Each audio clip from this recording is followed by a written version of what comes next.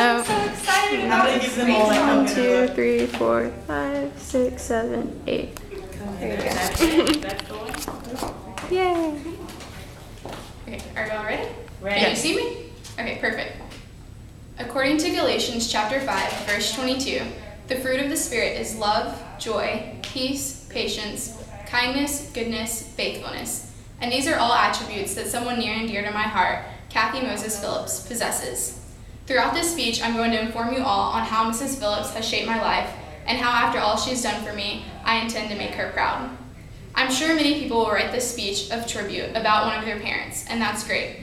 However, I'm going to write this speech about Mrs. Phillips because she's like a mother to me, and I love and respect her just as much, if not more, than my own mother.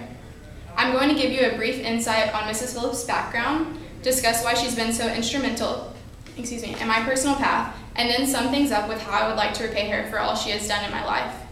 So, how do you begin to describe someone or the life that they have lived? I guess you just start with giving some basic background information about them. Kathy Moses Phillips was born on June 29, 1965 in Atlanta, Georgia, and she lived most of her life in Marietta, Georgia, where she also graduated high school. She then attended Georgia Southern University and was a member of a sorority there, Alpha Delta Pi. She married Nathan Phillips in 1988, and since then they've had 5 beautiful children together: Nick, Lauren, John, Chris, and their youngest, Garrett. Having 5 children can be a challenging task for anyone. However, Miss Phillips has more patience than anyone else I've ever met. She's also extremely kind and incredibly strong. In fact, I would venture to say she's as strong as an ox. So after all of this background about Mrs. Phillips, I'm sure you're all wondering why she's been so instrumental in my life. As I mentioned before, she has 5 children, 4 boys and 1 girl. Her daughter Lauren happens to be my very best friend. Lauren and I grew up together in school in Tequila, Georgia, and we cheered together. This is how we became so close, and after becoming such good friends, we started to spend a lot of time together, and I started to spend a lot of time with her family, and her mother especially.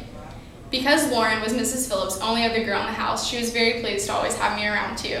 We'd all go shopping together and always have a really good time. If Lauren or I had a bad day, she was always there to tell us whatever it was we needed to hear. She mentored me about everything in life, from school to faith, and about love as well. I knew I could talk to her about anything, and I did. If I ever had a question or needed advice, I would go to her before going to my own mother, because my own mother was not exactly a stable individual. Before my junior year of high school, my mother walked out on me and my dad, who was also not a good person, and we moved from Georgia to Texas. I was very distraught when I left. However, I was still in contact with Lauren and her mother. Mrs. Phillips knew that my dad was not a good person, and through phone calls and emails, and after a brief visit to Georgia one year, she encouraged me to make a hard but necessary break from my family. After a long, tedious battle with myself, I knew that she was right and decided to move out from my father's house the summer before I left for college. I was obviously very scared of what was going to happen to me, and I was concerned about my future. However, Mrs. Phillips always believed in me, and she never stopped praying for me or encouraging me. I came to Texas A&M University in the fall of 2010, and although I was on my own at college, I knew there was someone out there to thank for me being there safe and sound. When most people come to college, they have their parents that they can call and talk to. However, I did not have that luxury, but what I did have was even better.